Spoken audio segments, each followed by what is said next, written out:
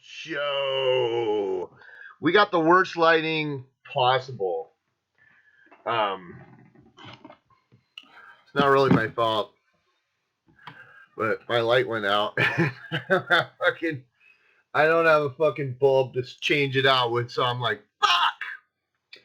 But I really wanted to do this video. Today we're gonna talk about the new Judas Priest album.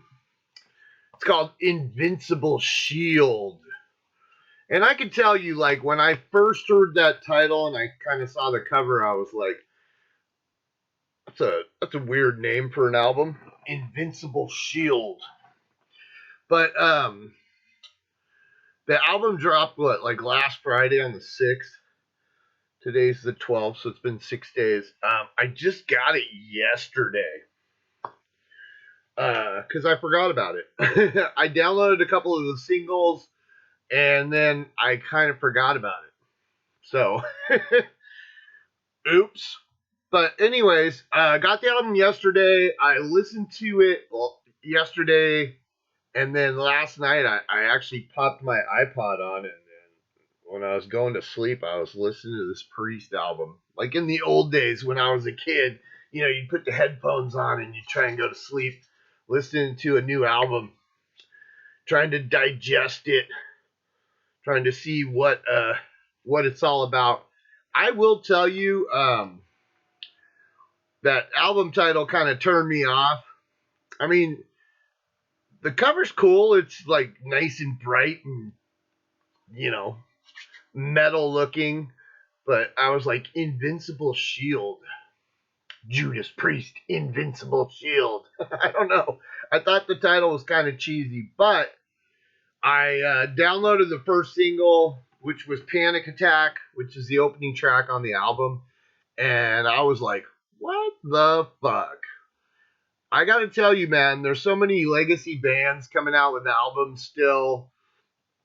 And some of them are hit and miss. Some of them are like, let's talk about Iron Maiden, like Senjutsu, which came out like, last year or the year before. Like Iron Maiden, like I listened to their new albums, and there's a couple of cool songs here and there.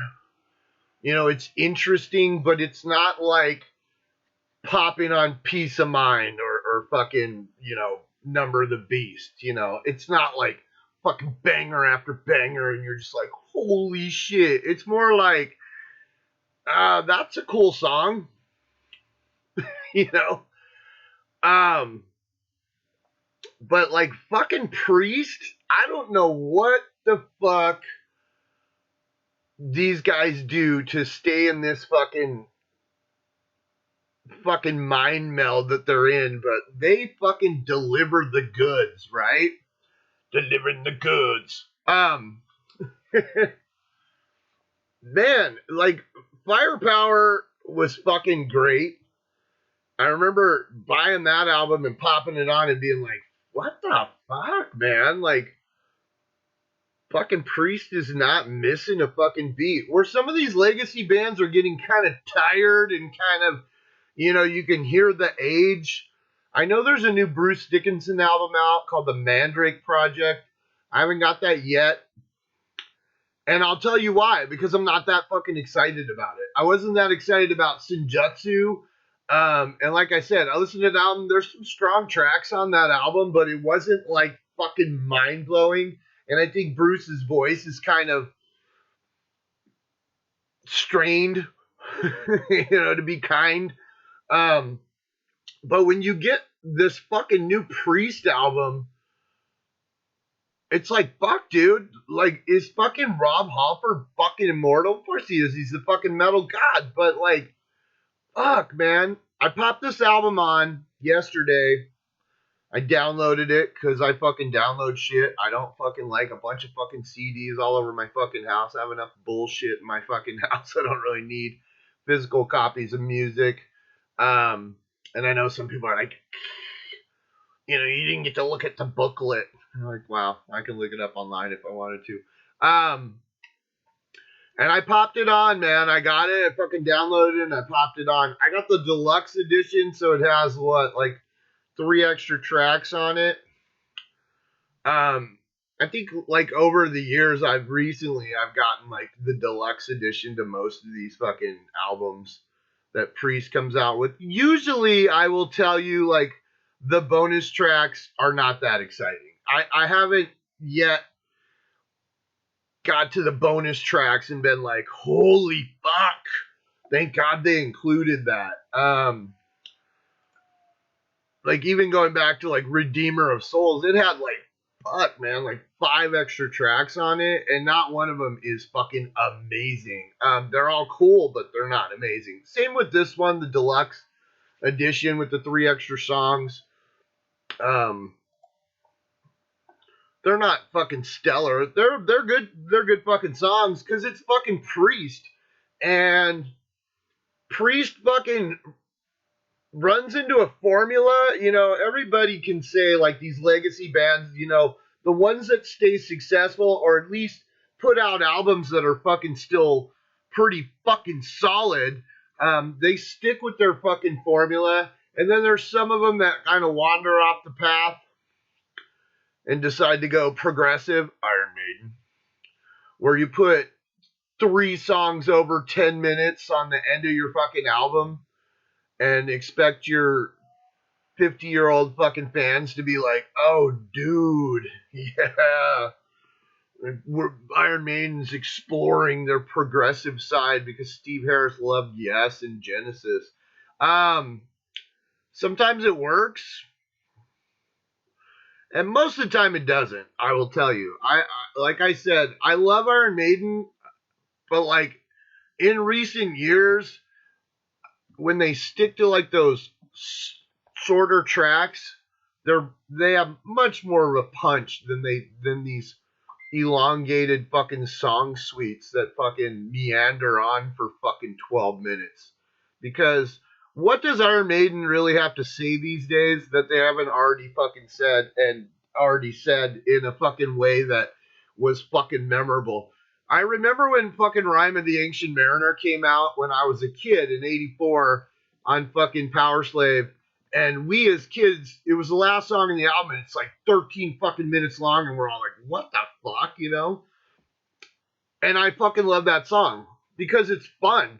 Because it like follows a fucking narrative that is fucking easy to fucking understand. I mean, if you know anything about Samuel Taylor Coleridge and fucking Rime of the Ancient Mariner, but that fucking song at 13 and a half fucking minutes fucking worked. These songs now, 40 fucking years later, they don't pack that punch. I was watching one guy. There's this English guy that I watch, and I'll put his name up here.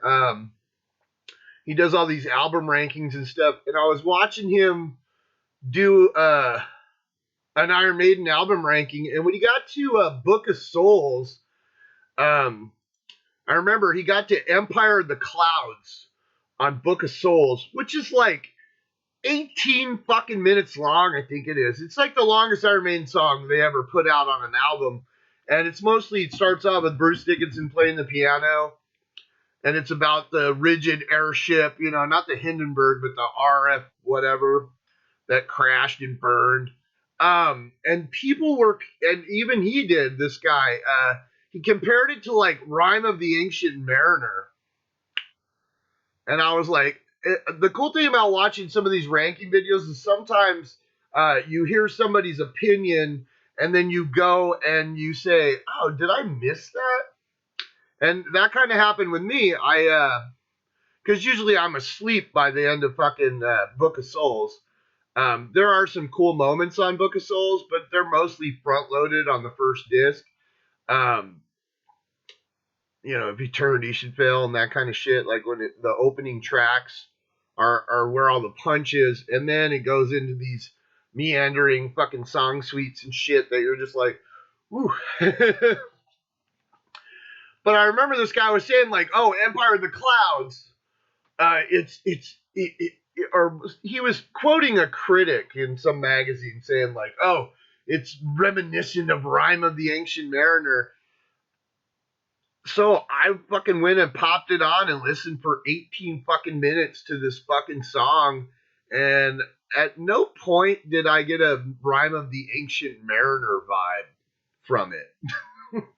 Because I'll pop on Rhyme of the Ancient Mariner anytime. I'll pop it on right now and fucking listen to it. Listen to the whole fucking thing because it's great. Empire of the Clouds didn't even. It's not even in the same echelon as fucking Rhyme of the Ancient Mariner. Now, you're talking about a band 40 years later, so I get it. They're a little tired, a little old. Arthritis is kicking in, maybe. The ideas are running a little limp. Need some Viagra for those ideas. But 18 fucking minutes of Empire of the Clouds was not a fun trip. It wasn't. It wasn't horrifying.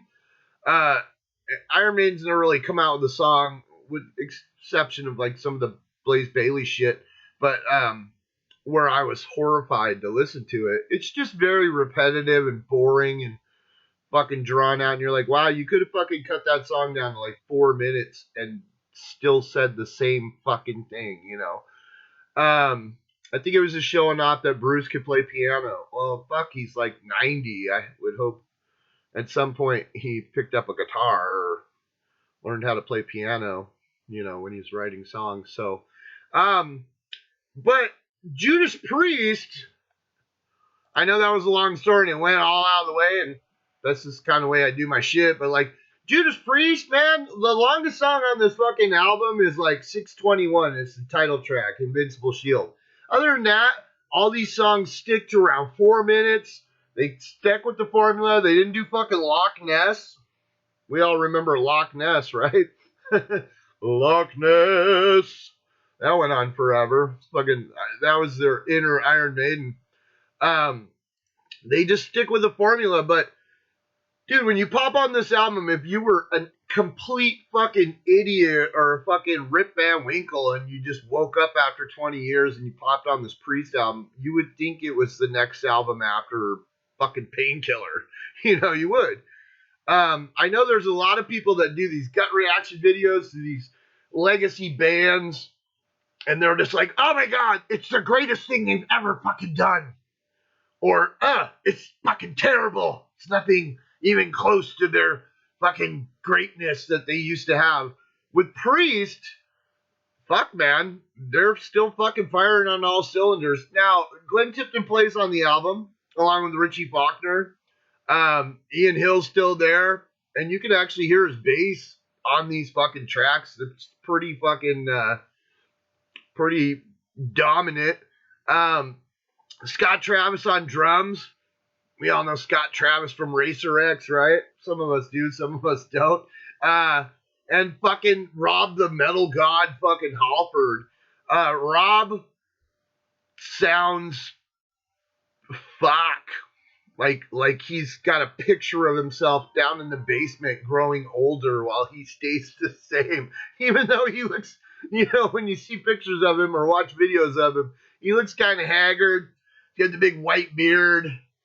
He's always, I follow him on Instagram, and he's always like posing in like some little leather straps with his nipples pierced, and he's all kind of bloated, and it's kind of like, yikes, please stop doing that. I understand Rob's fucking sexuality, but sometimes I don't really need to see a 70-year-old man fucking sporting a leather ball bag and a fucking leather straps on it. He's pinching his fucking pierced nipples. I really don't need to fucking see that. Sometimes I'm like, Jesus, Rob, put some fucking clothes on, dude. But this dude, he fucking nails it. So let's talk about fucking Invincible Shield. It fucking opens with Panic Attack, which was the first fucking single, and Panic Attack comes out of the gate like a fucking marauding fucking, fucking Mongol army ready to fucking just destroy. Panic Attack, Panic Attack. It's fucking concise, it's fucking clean, and fucking Rob sounds fucking great on this song. One of my favorite songs on the album already. I've had a little bit of time with it because I did download the single, but like, fuck man, This shit would sound just fine right off Painkiller. You got fucking Scott Travis's fucking amazing fucking drums. You know, his fucking double bass. He's fucking a monster. And then you got fucking Richie Faulkner. I don't know how much Glenn played on this album. It's really hard to tell. I know he did write some songs on the album, and I know he plays on it, and you could hear him. But it seems to me there's a lot of Richie Faulkner on it, and it's like Richie has kind of breathed some fresh air into fucking Priest because like his licks are fucking cool, dude.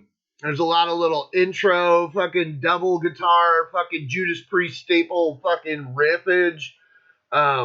This fucking song just rolls out of the gate and fucking, you know, this is the fucking statement of intent right here. It's panic attack, panic attack. It's fucking, the lyrics just shoot at you like a machine gun. Fucking Rob just sounds fucking killer on this.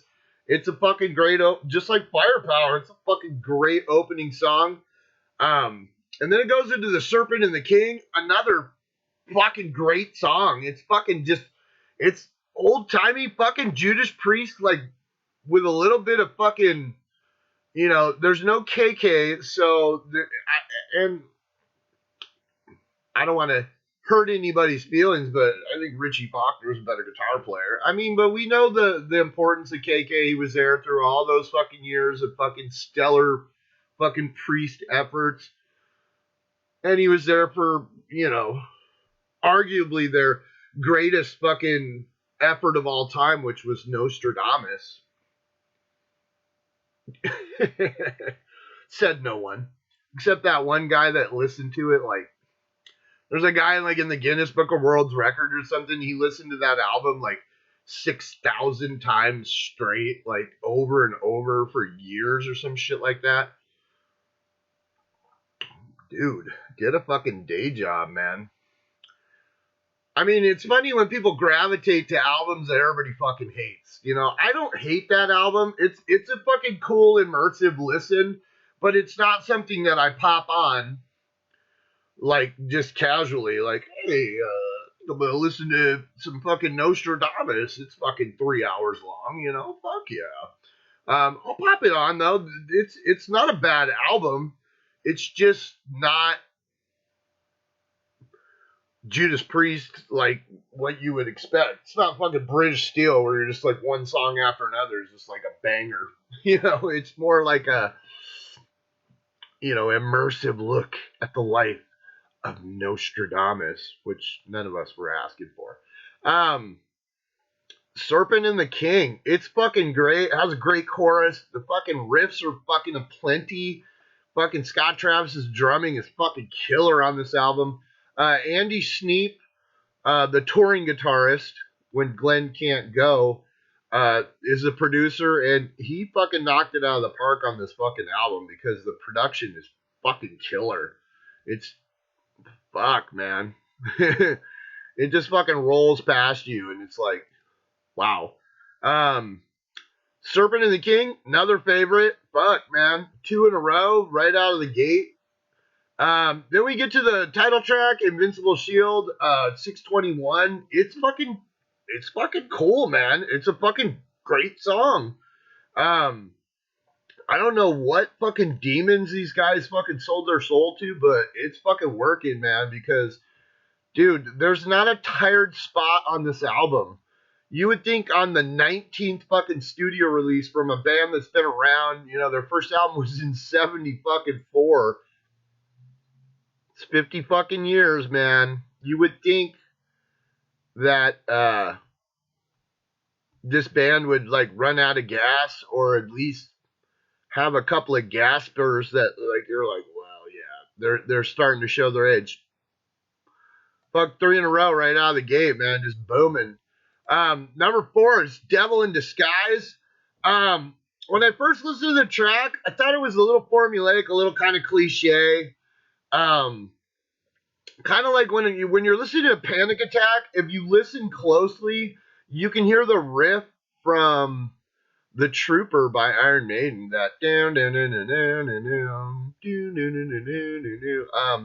sounds a little Iron Maiden-y.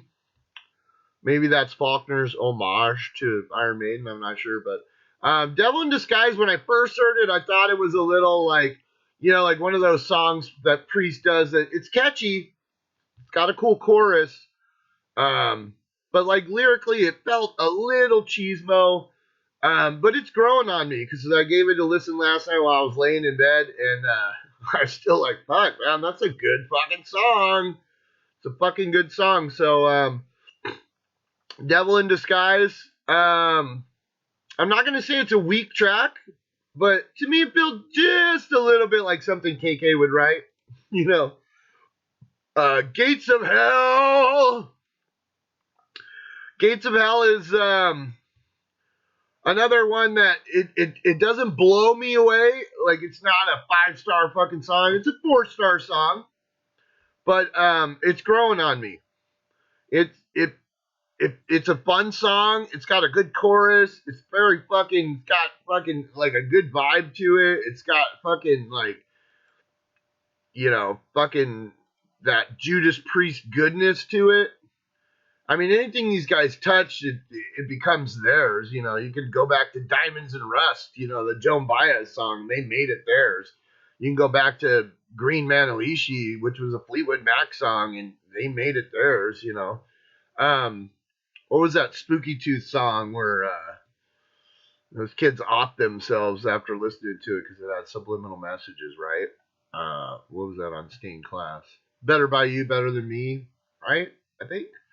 Anyways, Priest makes this shit their own, man. Gates of Hell, another good song. Not great, but good. Number 6 is Crown of Horns. That was one of the singles. It's got this cool intro, this double guitar intro, like fucking Judas Priest does so well. And that Iron Maiden used to until they got 3 fucking guitar players. And then you're like, fuck, dude.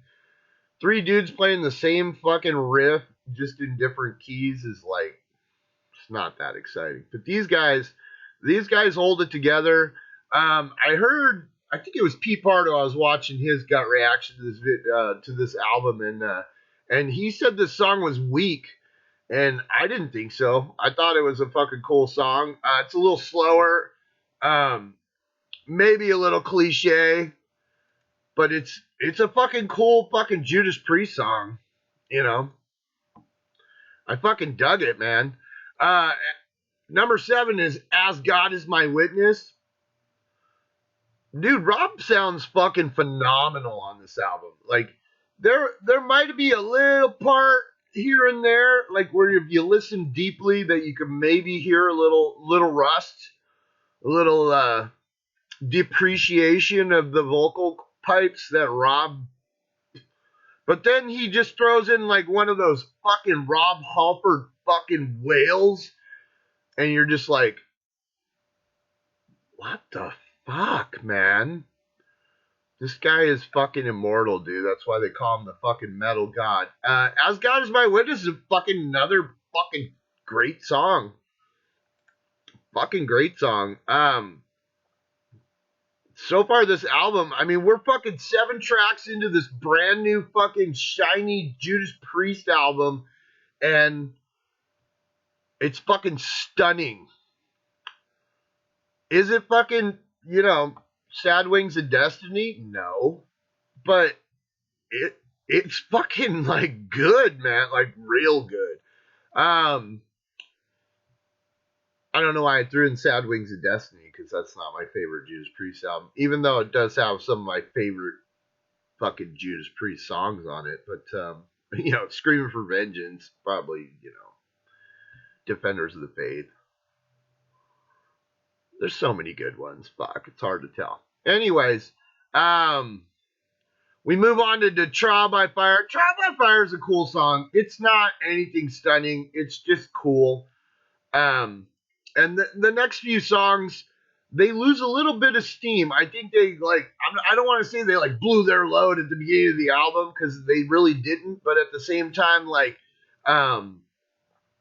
there's a lot of songs on this album, and typically, when we go to Killing Machine or whatever, there's not as many songs. Well, Killing Machine had 12 songs on it, so I guess. But as the songs kind of get more and more and stack up, you start to lose a little bit of gas. And Trial by Fire, it's a cool song. It's not a bad song. It's just doesn't stand out like fucking Panic Attack or fucking Serpent and the King. You know, it doesn't.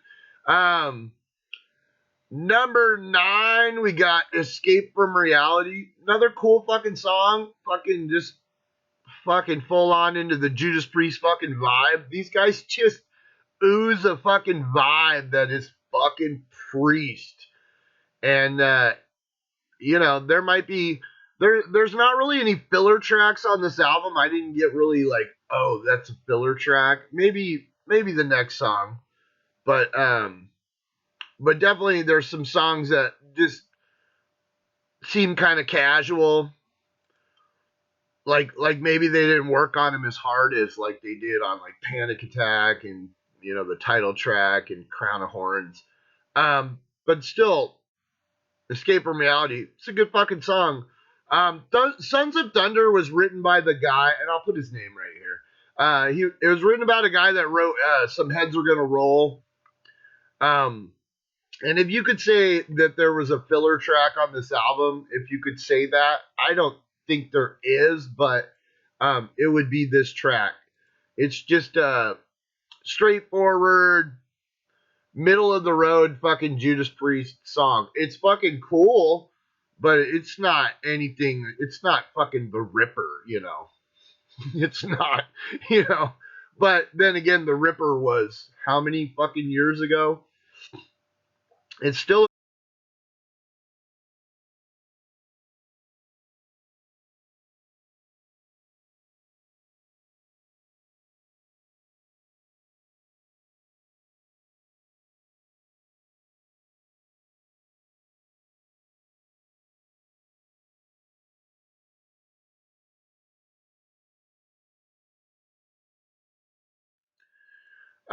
The album Ender is Giants in the Sky, and it's fucking great. It's sprawling. It's got fucking just a bunch of fucking atmosphere to it. And once again, dude, Scott Travis's drumming, you know, all those years when they had Dave Holland, Creeper, and, you know, all those other drummers, you know, they had Simon Phillips played on what, Sin After Sin.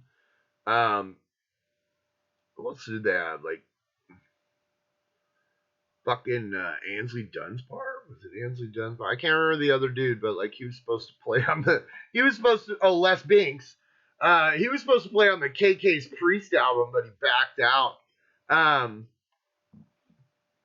Because KK's Priest is like Judas Priest, like for kindergartners.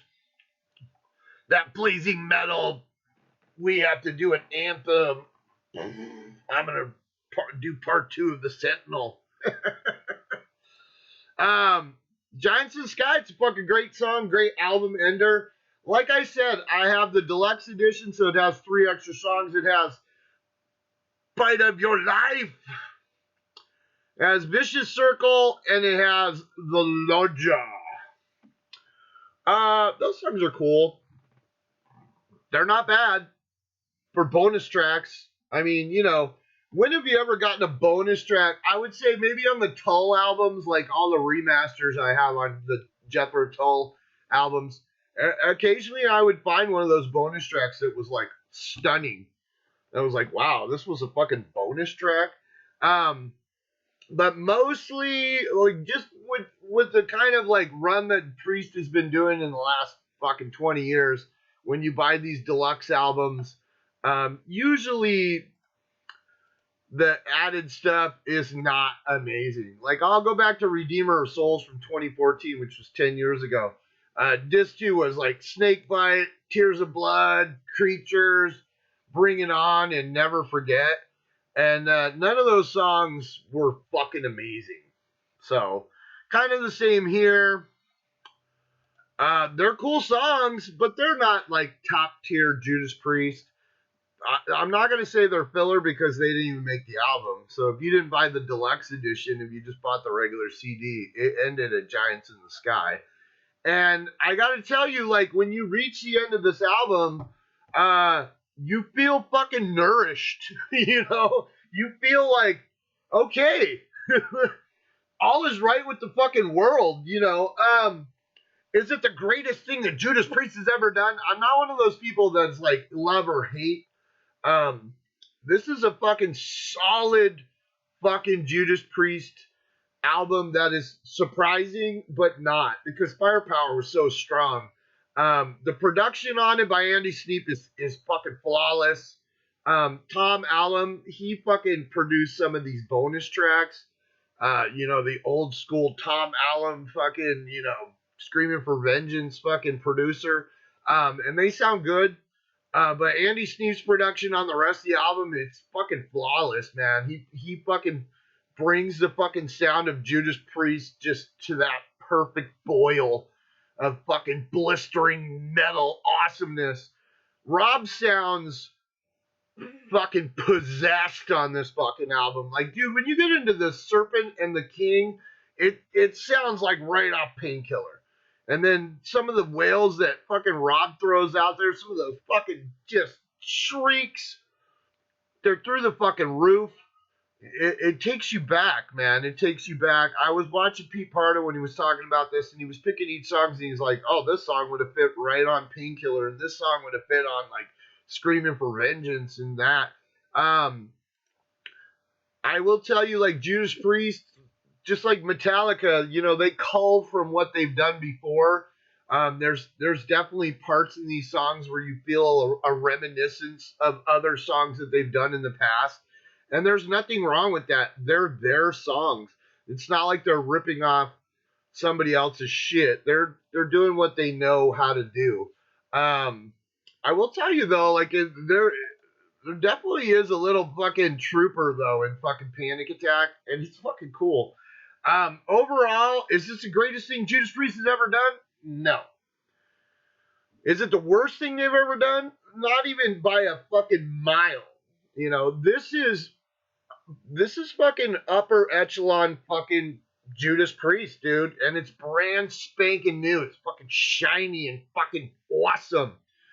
It is a fucking album that I'm definitely gonna fucking spin and fucking keep getting acquainted with.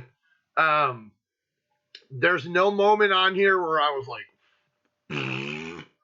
you know, not like with Maiden where I pop it on and I'm like, fuck, dude.